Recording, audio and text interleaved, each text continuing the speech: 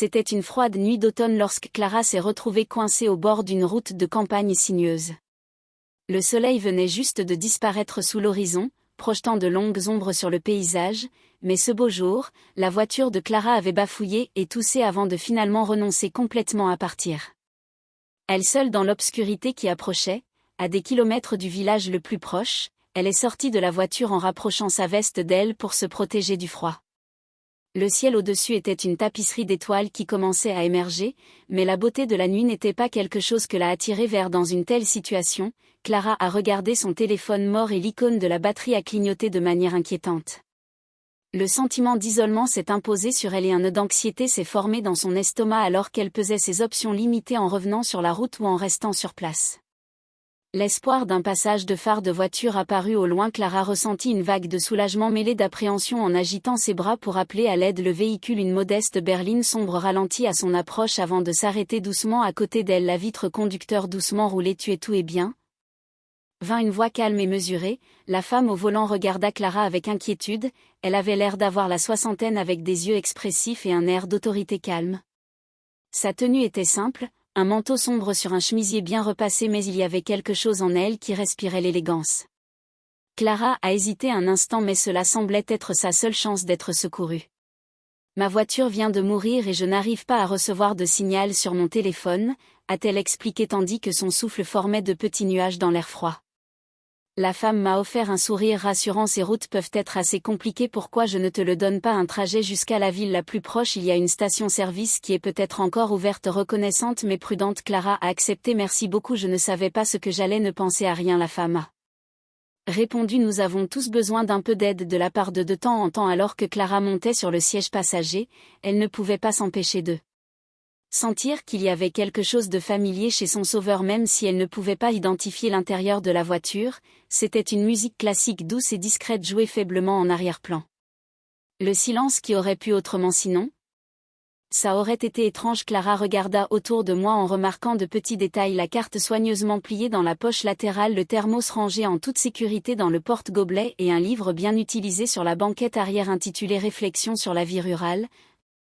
Aimez-vous la campagne? Clara demanda en faisant un signe vers le livre. Une femme prit un. J'ai jeté un rapide coup d'œil dans le rétroviseur et j'ai beaucoup souri. Donc il y a une tranquillité ici difficile à trouver ailleurs. Clara a hoché la tête. J'ai grandi en ville mais j'ai toujours été attirée par des endroits comme celui-ci. Il y a quelque chose d'enraciné là-dedans. Ils ont suivi avec la route éclairée par les phares des voitures traversant l'obscurité. La femme a parcouru les virages avec aisance, ses mains fermement sur le volant. Je m'appelle Clara. D'après la façon dont elle s'est offerte en réalisant qu'elle ne s'était pas présentée, s'il vous plaît, faites votre connaissance. Clara, je m'appelle Elisabeth, répondit doucement la femme. Merci encore d'avoir arrêté. Tout le monde n'aurait pas donné une sorte d'Elisabeth haussant les épaules. Réparation. Elle se promena dans le petit marché de la ville, des étals de marché, bordel et rues pavées offrant de tout. Des produits frais aux produits artisanaux sur un stand, et une dame âgée vendait des bijoux en argent complexe. Clara admirait un collier délicat en forme de petite couronne. C'est magnifique. Elle a commenté. Oh, tu as un bon œil. La femme a dit que c'était l'un de mes favoris, inspiré par les armoiries de la famille royale. Les pensées de Clara sont remontées à Elisabeth. Vous ne savez pas grand-chose sur la famille royale, vous savez, la femme Harry. Ici tout le monde sait qu'ils ont fait beaucoup de choses dans ces régions au fil des années. Princesse Anne, surtout si elle préfère garder ses contributions secrètes. Le cœur de Clara a raté un battement. Princesse Anne, oui, elle est très dévouée, toujours impliquée dans des œuvres caritatives, souvent sans fanfare. Elle était dans la région récemment pour rendre visite à certaines organisations locales. C'est elle. Ça a ressenti une étrange sensation. Mélange d'excitation et d'incrédulité. Serait-il possible qu'elle se souvenait du nom sur la carte? Elisabeth Windsor, mais Elisabeth s'était présentée comme telle, pas comme Anne. Cela pourrait-il être une coïncidence ou était-ce une vérité surprenante qui attendait au coin de la rue pour être découverte? 10 mois se sont écoulés et la vie a continué à son rythme habituel. Clara a continué sa pige. Son travail et ses articles ont continué à gagner une modeste reconnaissance, même si des pensées sur Elisabeth surgissaient de temps en temps pendant moments off silence ou lorsqu'elle revisitait la campagne dans son esprit un après-midi. Clara assistait à un événement caritatif à Londres pour couvrir un article sur les efforts philanthropiques d'Anville où l'événement a eu lieu. Un buzz avec les participants à l'activité tournant en tenue élégante alors qu'elle parcourait la foule. une voix familière a attiré son attention en se tournant vers la scène. Elle a vu une femme s'adresser au public avec assurance et conviction. C'était la princesse Anne-Clara. Les yeux se sont écarquillés lorsqu'elle a reconnu les traits indubitables d'Élisabeth. Les yeux expressifs, l'attitude posée, la voix qui lui offrait du réconfort sur cette route solitaire, son esprit s'emballait alors qu'elle assemblait le puzzle. Elizabeth Windsor, bien sûr, la famille Windsor, comment elle ne s'en était pas rendue compte avant? La modestie, la subtilité, l'évitement des détails personnels, les conversations perspicaces indiquaient tout quelqu'un habitué à une vie de service sans chercher à être reconnu. Clara ressentit une bouffée d'émotion, d'étonnement, de gratitude et une touche d'embarras face à son ignorance. Alors que la princesse Anne concluait son discours, le public éclata d'applaudissements. Clara était là, momentanément abasourdie, déterminée à confirmer sa perception. Clara s'est approchée d'un des organisateurs de l'événement. « Excusez-moi », a-t-elle commencé. « Je me demandais s'il était possible d'organiser une interview avec la princesse Anne pour un article que j'écris. » L'organisateur a fait un sourire poli mais d'excuses. « Craignez que votre Altesse royale a un emploi du temps très serré, elle n'accorde normalement pas d'entretien imprévu. » Clara hocha la tête, attendant à moitié la réponse. « Je comprends, merci quand même. » Alors qu'elle s'éloignait, elle fouilla dans son sac et trouva la carte qu'Élisabeth lui avait donnée il y a presque un an. Il y a derrière, en regardant le nom. Elle a ressenti un élan de détermination. Ce soir-là, Clara a écrit un email réfléchi en l'adressant à l'adresse discrète figurant sur la carte. « Chère Élisabeth, j'espère que ce message vous trouvera bien. Je voulais vous exprimer ma plus profonde gratitude pour votre gentillesse ce soir-là d'ici il y a des mois. Ça a pris du temps, mais j'ai réalisé qui tu es vraiment. J'ai eu le privilège de l'entendre parler aujourd'hui lors de l'événement caritatif à Londres. Ces paroles ont profondément résonné en moi, tout comme notre conversation de ce soir-là.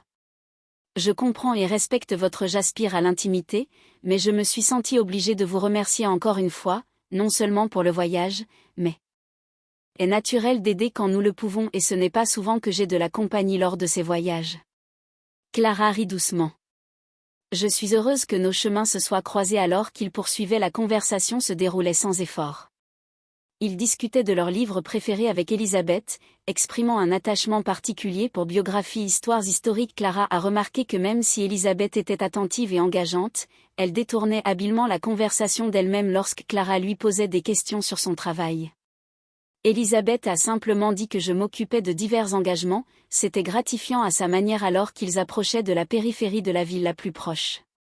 Point les lampadaires, ils ont jeté une lueur accueillante, sa voiture a été remorquée et réparée le lendemain, elle s'est ensuite tournée pour remercier Élisabeth une fois de plus.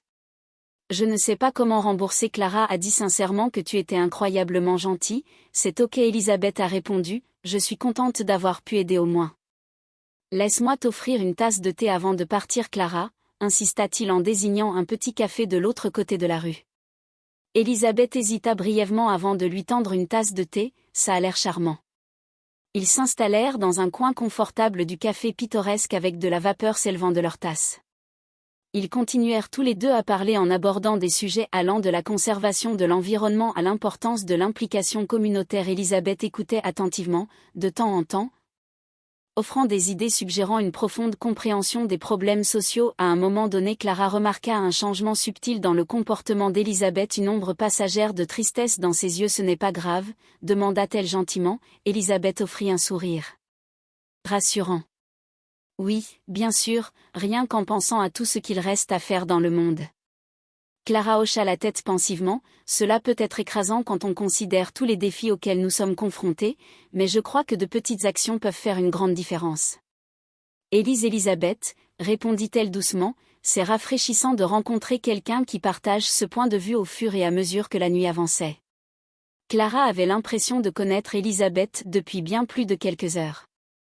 Il y avait une sincérité et une profondeur dans leur conversation qui étaient rares. Elle s'est retrouvée à parler de ses rêves, de ses peurs et leur désir d'avoir un impact significatif grâce à leur travail avant qu'ils ne s'en rendent compte. Le café s'apprêtait à fermer. La serveuse s'est approchée de la table avec un sourire poli. « Nous sommes sur le point de fermer pour la nuit, les dames bien sûr, » a dit Clara en ramassant ses affaires. Elle s'est retournée à Élisabeth. « Merci d'avoir Partager ce moment avec moi, c'était vraiment un plaisir. Le plaisir était pour moi. Elisabeth a répondu: je suis contente que nos chemins se soient croisés quand ils sont partis la nuit. L'air était frais mais il ne faisait plus si froid. Elisabeth a ramené Clara vers elle à la station-service pour s'assurer qu'elle était prête pour la nuit. Tout ira bien à partir d'ici. Elisabeth a demandé oui, il m'avait réservé une chambre à côté. Clara lui a assuré que je pourrais tout régler le matin. Elisabeth a mis la main dans la poche de son manteau et en a sorti une petite carte. Si vous avez besoin de quelque chose, n'hésitez pas à entrer. Touche. Clara a accepté la carte qui ne contenait que le nom d'Elisabeth Windsor et un simple numéro de téléphone. Le nom a suscité une légère reconnaissance mais elle n'a pas pu l'identifier. Merci, dit-elle en plaçant la carte dans son portefeuille. Elisabeth a offert un dernier sourire chaleureux. Prends soin de toi, Clara, et bonne chance pour ton écriture. Avec c'est alors qu'elle partit, disparaissant dans la nuit avec autant de grâce qu'elle était arrivée. Clara la regarda partir avec un sentiment de gratitude et de curiosité persistante. Le lendemain matin, Clara s'occupa des réparations de la voiture et se prépara à rentrer chez elle en attendant les. Era uma noite fria de outono quando Clara se viu presa na beira de uma estrada sinuosa no interior. O sol tinha acabado de mergulhar abaixo do horizonte, lançando longas sombras na paisagem, mas naquele belo dia o carro de Clara tinha engasgado e tossido antes de finalmente desistir completamente, deixando-a sozinha na escuridão que se aproximava quilômetros de distância da vila mais próxima. Ela saiu do carro puxando sua jaqueta mais perto dela, para se defender do frio. O céu acima era uma tapeçaria de estrelas começando a emergir, mas a beleza da noite não era algo que a atraísse em tal situação. Clara olhou para seu telefone sem sinal e o ícone da bateria piscou. Ameaçadoramente baixo, a sensação de isolamento a pressionou e um nó de ansiedade se formou em seu estômago enquanto ela ponderava suas opções limitadas, caminhando de volta pela estrada ou ficando parada na esperança de um carro que passasse. Faróis apareceram à distância. Clara sentiu uma onda de alívio misturada com apreensão. Enquanto acenava com os braços sinalizando por ajuda ao veículo, um modesto sedã escuro diminuiu a velocidade ao se aproximar antes de parar suavemente ao lado dela. A janela do motorista abaixou suavemente. Você é tudo bem? Veio uma voz calma e comedida. A mulher ao volante olhou para Clara com preocupação. Ela parecia ter quase 60 anos, com olhos expressivos e um ar de autoridade. Tranquila, seu traje era simples, um casaco escuro sobre uma blusa bem passada, mas havia algo nela que exalava elegância. Clara hesitou por um momento, mas essa parecia ser sua única chance de ser resgatada. Meu carro simplesmente morreu e não consigo sinal no meu telefone, ela explicou enquanto sua respiração formava pequenas nuvens no ar frio. A mulher ofereceu um sorriso tranquilizador. Essas estradas podem ser bem complicadas, porque não te dou uma carona até a cidade mais próxima. Tem um posto de gasolina que ainda pode estar aberto. Grata, mas cautelosa, Clara concordou. Muito obrigada, eu não sabia o que ia fazer. Não pensar em nada, a mulher respondeu. Todos nós precisamos de um pouco de ajuda de vez em quando. Enquanto Clara se acomodava no banco do passageiro, ela não conseguia se livrar da sensação de que havia algo familiar sobre seu salvador. Embora ela não conseguisse identificar o interior do carro, era discreto, mas confortável. Música clássica suave tocava fracamente ao fundo, preenchendo o silêncio que poderia ter caso contrário. Teria sido estranho. Clara olhou ao redor, notando pequenos detalhes. O mapa cuidadosamente dobrado no bolso lateral, a garrafa térmica guardada com segurança no porta-copos e um livro bem usado no banco de trás intitulado Reflexões sobre a Vida Rural. Você gosta do campo? Clara perguntou, acenando em direção ao livro. A mulher lançou um rápido olhar no espelho retrovisor e sorriu muito. Então há uma tranquilidade aqui que é difícil de encontrar em outro lugar. Clara concordou com a cabeça. Eu cresci na cidade, mas sempre fui atraído por lugares como este. Há algo de aterramento nisso. Eles seguiram com a estrada iluminada pelos faróis do carro, cortando a escuridão. A mulher navegou pelas curvas e voltas com facilidade, suas mãos firmes no volante. Eu sou Clara. Pela maneira como ela se ofereceu, percebendo que ela não tinha se apresentado. Por favor, para conhecê-la. Clara, eu sou Elizabeth. A mulher respondeu suavemente. Obrigada novamente por parar. Nem todo mundo faria. Elizabeth deu um gentil